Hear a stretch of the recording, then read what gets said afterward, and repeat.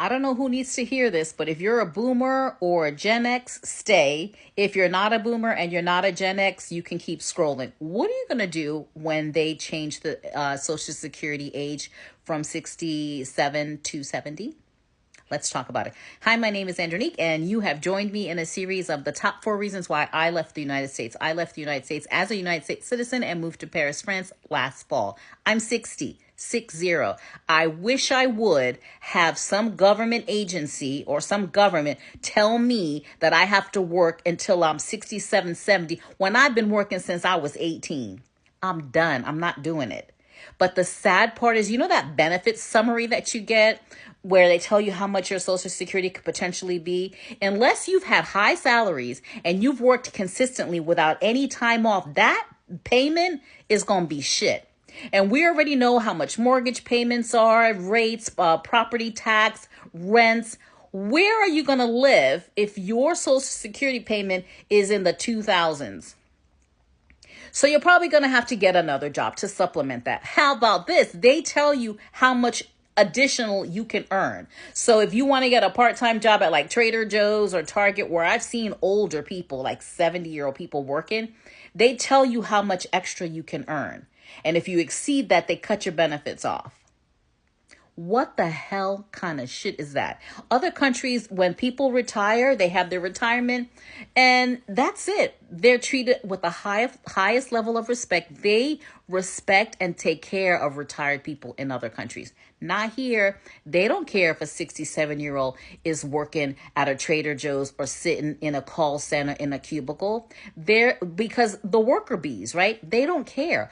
I feel sorry for the millennials and the generation after them and after them, because I believe that by the time millennials get to that age of 67, there isn't going to be any Social Security left. So they're going to work you all the way until you're 67 and then gotcha, there's no money.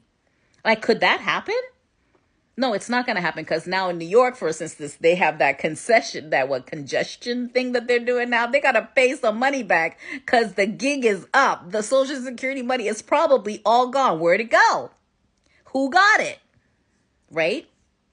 So my question to you is, would you not prefer to live in another country where you could retire in your early 60s and live healthy and happy and not have to be working your ass off until you're 67? And word on the street is they're trying to make that number 70. You know why they're trying to make that number 70?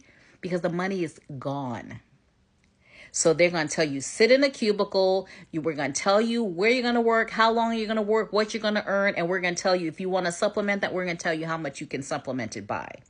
And not to mention the states that tax Social Security checks. So you worked your whole life, your paycheck got taxed. You paid taxes at the end of the year. You paid taxes every time you went shopping. So now you have this Social Security chunk of money stashed away. And when they send you that every month, they're going to tax it again.